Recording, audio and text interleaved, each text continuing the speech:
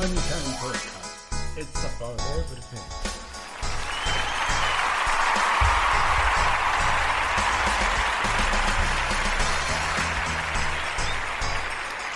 Evening, ladies and gentlemen. A very good evening to you all. The time is 8 o'clock. It is a Wednesday night, and I am not alone. I am with Nikki. Nikki, how are you doing today? Hi, Swelly. Evening, everyone. Trust that you at home, safe, well, and warm. I'm doing great on my side. Glad to hear that you're doing very well, Nikki. I hope everyone else is doing the same thing, taking care of themselves. Remember, your health is your wealth. And that's what we are always encouraging, that people should look after themselves. Of course, today we're looking at our Q&A session based on our previous episode, which was the episode 5. Unconditional love is priceless was our topic. And I'm sure everyone was thinking it's a lovely-dovey topic, only to realize it's about serious issues in relationships. But then it was a great topic, and I hope that listeners and viewers did enjoy it. We still, of course, lacking engagements from our viewers. We do get 1 or 2 each and every week with the Q&As. We really encouraging people to engage us more and even criticize us, as long as it's positive. Give us that criticism so that we know where to improve. We can only get better if we are told where to improve, and not just to watch and then say, no, it's okay, or just like and not comment. If you like something, there's probably something that you realized and you should be liking and commenting. Because we do see some likes on Facebook, we see likes on the YouTube video, but we hardly get comments. So we're encouraging people to do that. Your thoughts, Nikki, on that? So, Swelly, I think the term that you were looking for from your side is actually constructive criticism, right? Of course. So, to Swelly's point, we're saying, listeners, viewers, engage with us. We're happy to receive your constructive criticism, and we don't know how to improve or change things going forward if we don't hear from you. So please connect with us via our Facebook page, connect with us on YouTube, or DM us. We look forward to hearing from you. Okay. Of course, we're looking to hear from our listeners, and thank you for that, Nikki. Yeah, it is that's the term I was looking for. I normally use acronyms. I would have went like CC, and then people would have been confused. So I didn't want to go there. They'll think I'm talking close cooperation. So constructive criticism, it's what I was looking for. Okay, thank you, Nikki, on that. Yes, we, like I said, our episode 5 topic was unconditional love is priceless. And we looked at a couple of things there regarding couples money coaching and how people normally behave in a relationship. And we also looked at which level people should be starting to see a money coach in terms of the level of the relationship. There were questions around whether it's for the married people or a married couple or maybe just anybody. And what came out was that it's for any level of relationship where there is commitment and where especially people are moving in and staying together. And we said we're encouraging those types of relationships to be starting to look at getting financial advices, coaching from a qualified money coach. So thank you so much, and thank you to those who have contributed with their questions. And then we're going to be looking at that. I know. I think Nikki, you do have a comment from one of your clients, right? Besides I the two. do. Yes, sorry about that, Sweli. I do have an email that was sent through to me by a client who has viewed the podcast, and she's asked to be anonymous, but asked if we could read out her message to the other listeners. Okay, I think we'll leave that for last. Whether it's the constructive criticism, the CC, or maybe just a comment, we'll just take it to the last because they're normally the best thing to have. Whether it's criticism or just a comment, we're happy to take it to the end. I'll just start with the questions, Nikki, that we have from our listeners or our viewers. Okay. The first one reads like this. Just a minute. Let me just quickly get the question. Sorry about that.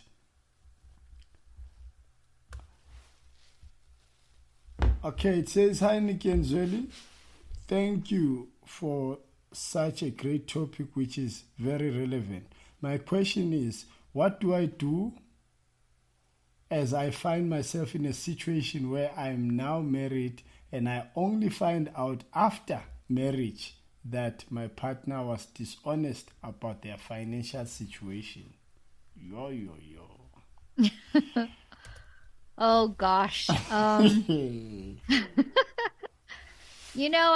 must say, as much as you making these little noises and comments there on the back ends, really, I think what the person is going through is something that's not uncommon. Because I have often heard in the past where people say they only learn about the other partner's financial situation, good or bad, only after the marriage. So, yeah, this is definitely a good question. In terms of a response, it's a tough one. It depends on where you are in terms of the marriage and what sort of challenges are being faced within the marriage. I'd say at this point, you may need the assistance of either a counselor or a clinical psychologist, as well as a money coach. Now, from a money coaching perspective, I'd only be able to assist from the money behavior, thoughts, emotion side of things. And when it comes to more deep seated issues within the relationship, then a counselor or a clinical psychologist who would be able to assist you. And I must say, I'm quite saddened to hear about what you're going through, viewer, but it is something that is quite common out there. So just be strong, be courageous, and know that help is out there. Yeah, you know what I've heard this term, and I don't know how often or whether you do use this in your profession or in your line of work, but I hear people saying a person has committed a financial infidelity. I don't know. I don't know if you've heard of I've that. heard it before, Zweli. I've heard it before. So, like you're saying, she's probably not the first and probably won't be the last person to go through this, anonymous. But from my side, because I hardly engage with people at that level where Nikki is, but because the question, it says, what do I do? And for me, once you say marriage, you're talking commitment.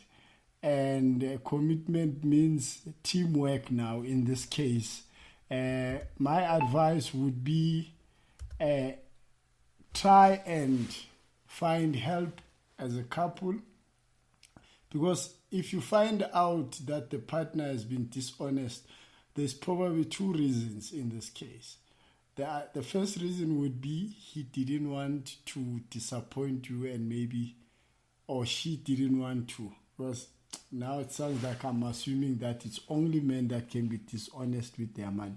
So it's he or she would have been probably scared or ashamed to tell you their financial issues, and maybe that's him now coming out and needing help. Or it could have been this thing of saying, because there is this common thing, and I always refer to these as social standards, because that it's what is common within society to say, I'll only start revealing things about myself once I get married, because if we are not married, it means the commitment is not at the level where I can start discussing deep things with you. So now I'm at the point where I am ready. So maybe my readiness leaves you disappointed because it's not the best news that you are hearing, but I am actually ready to open up and talk about my financial situation to you after we've gotten married. But also, when you look at it from the audience point of view, they may feel that it was like a trap if the person came out after.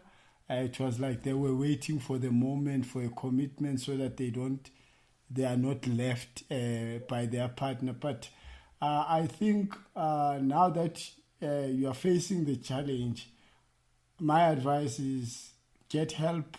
Do not give up on each other before trying, because we shouldn't be destroying the Money Time podcast is here to build, and we can't advise you otherwise. But like Nikki said, seek assistance. There's psychologists, there's financial coaches, and clinical.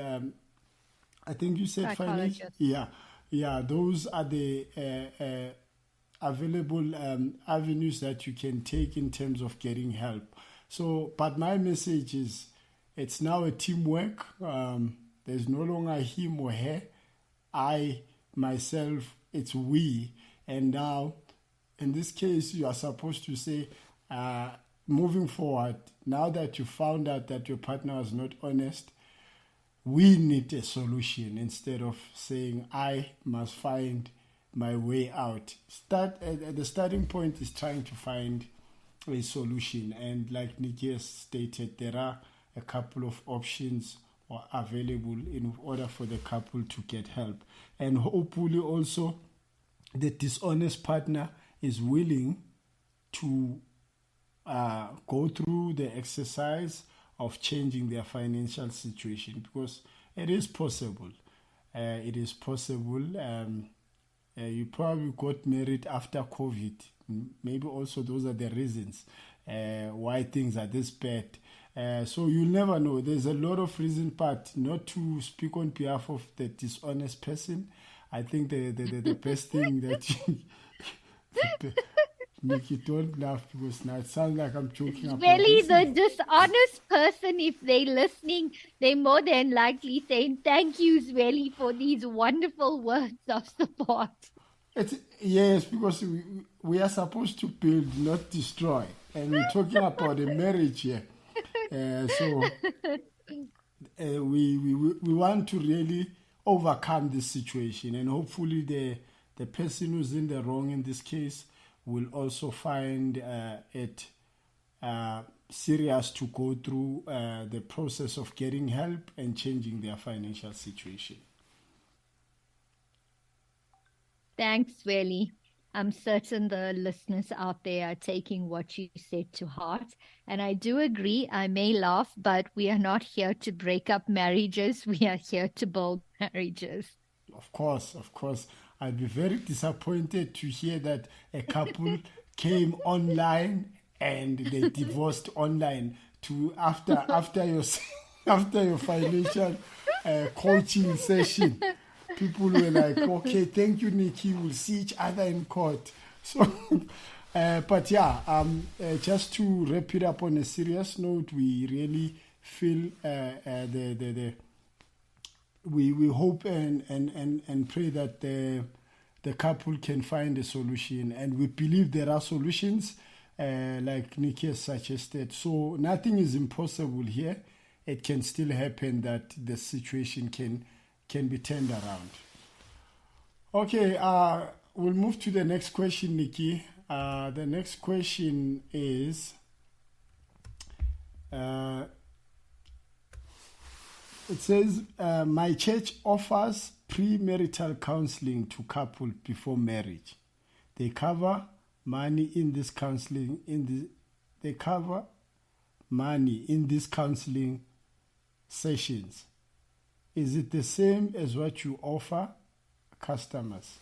So the question is, are you offering the same thing that the churches offer before people go for their marriage? Those pre-marital counseling sessions. So they do cover basics there, or maybe they deep dive into finances. The question is, Nikki, do you offer the same thing for your customers, or is it beyond that? Okay, so personally, I haven't had experience in terms of premarital counseling, but what I have heard from clients who have gone for it is that sessions are generally very brief, they're very generic, and the people who tend to counsel aren't people who are certified financial planners or financial coaches, or certainly certified money coaches.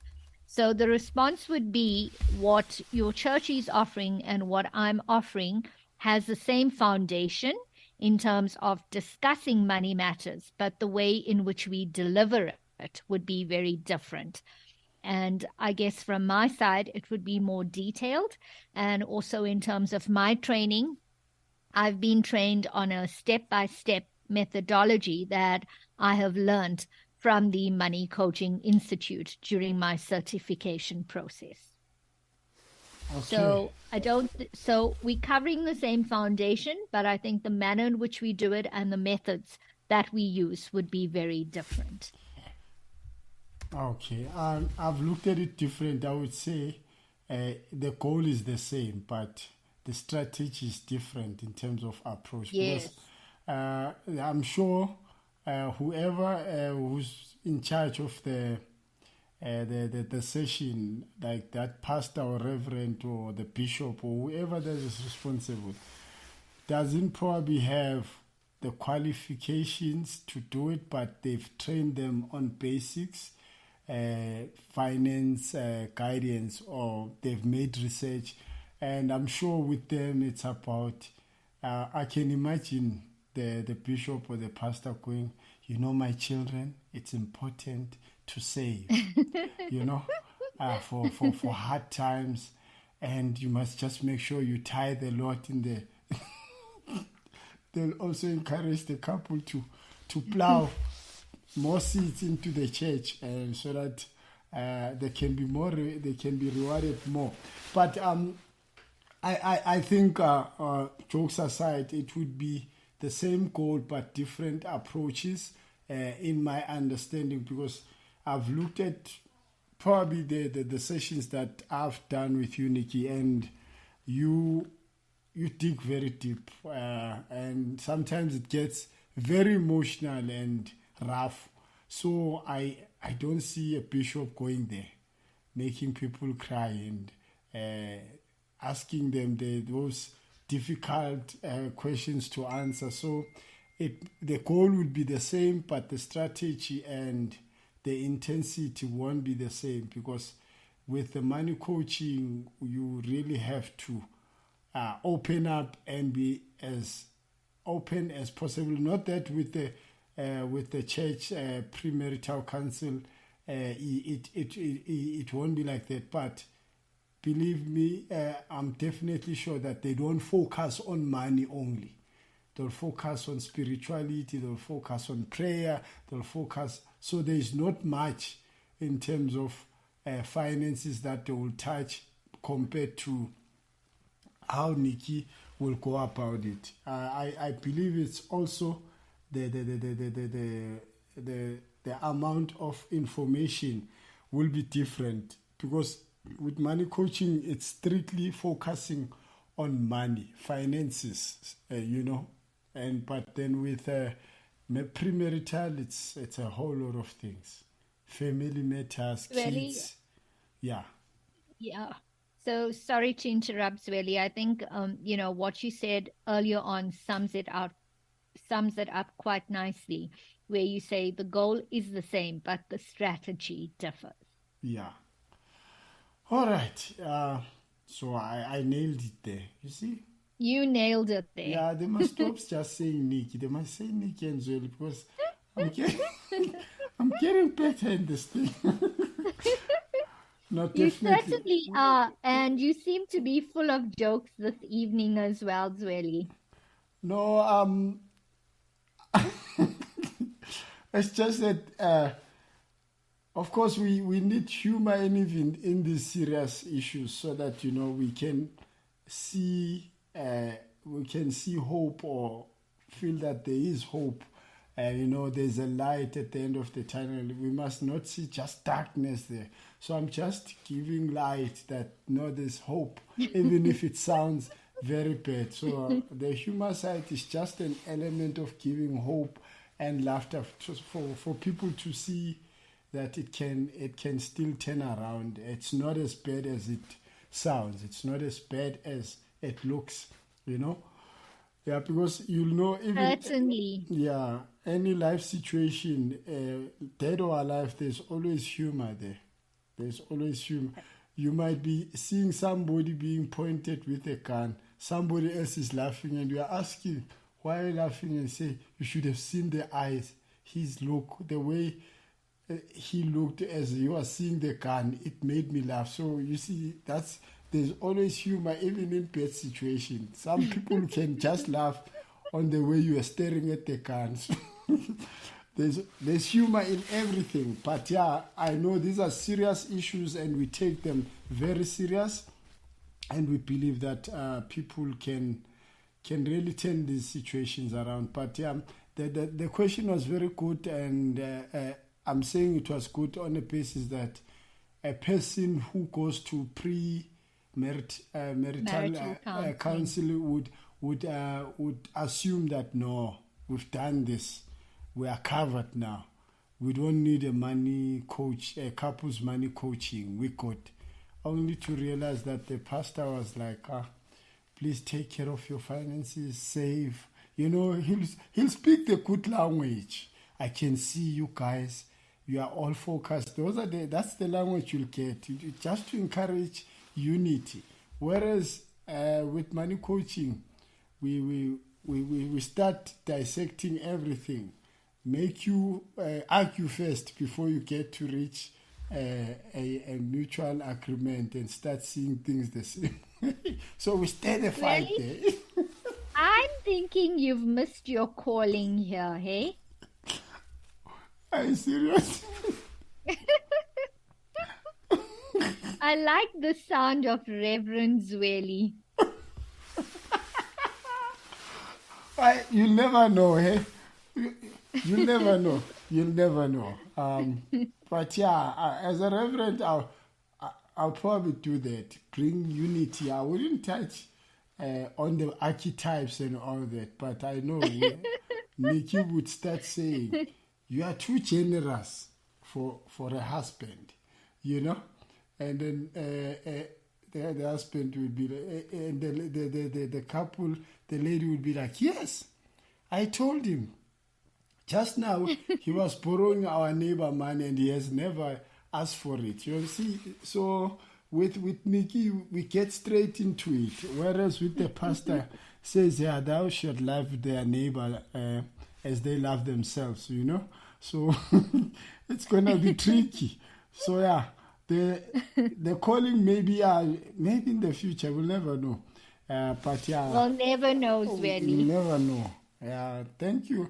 Maybe I should start calling myself Pastor Zweli. I bring the spiritual side, you bring the financial and life and business coaching.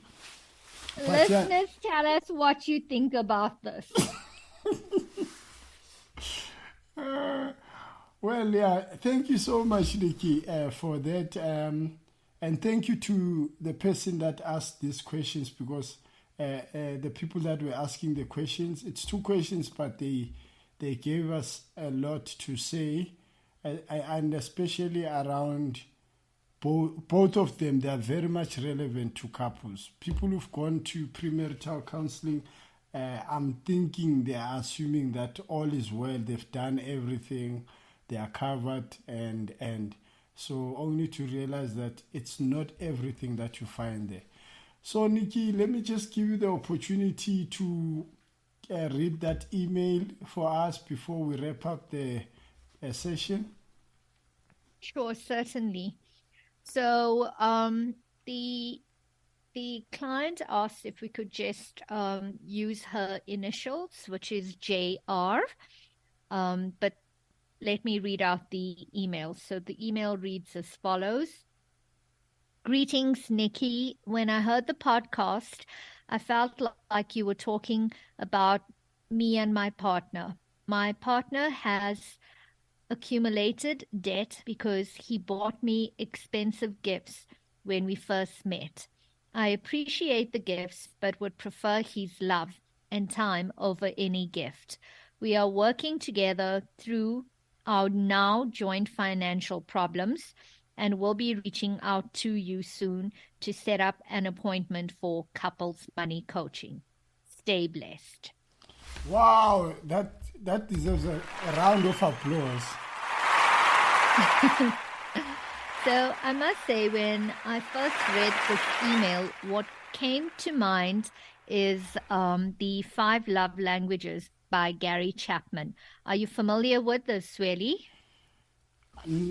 Well, you have to say them first. I'll tell you if I'm familiar, but not really. Okay, so something for you and the listeners to actually go back and Google.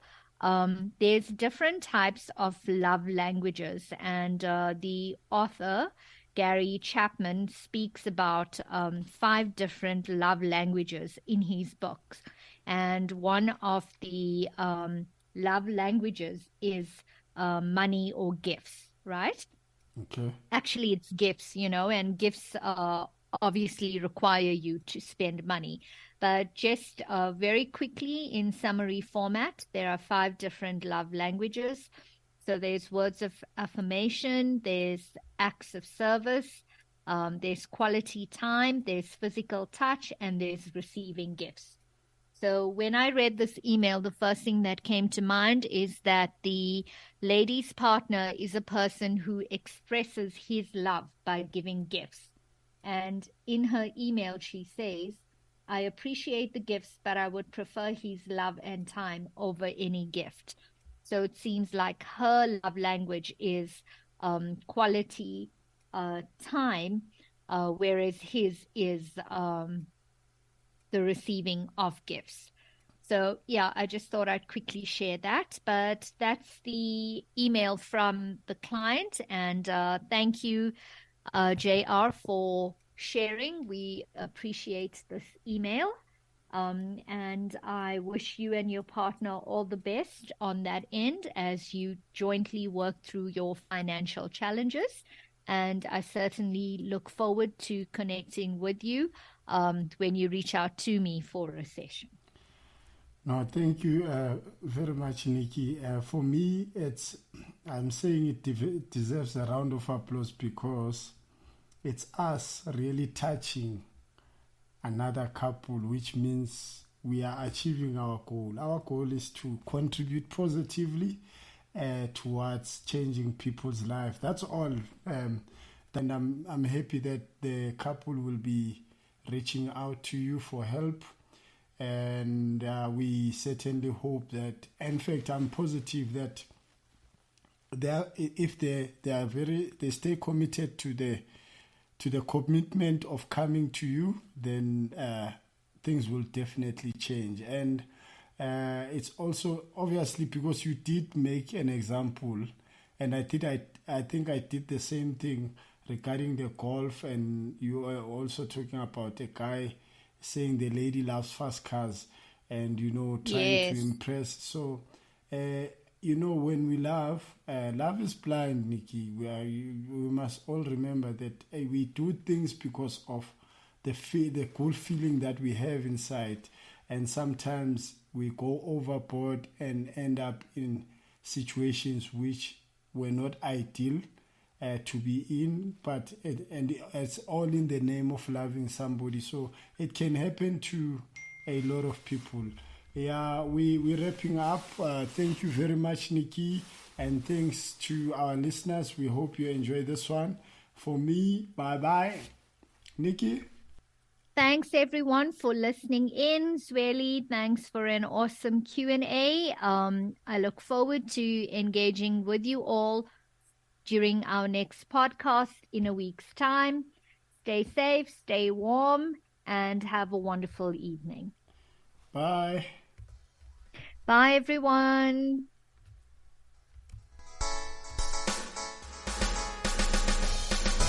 The Money Time Podcast. It's about everything.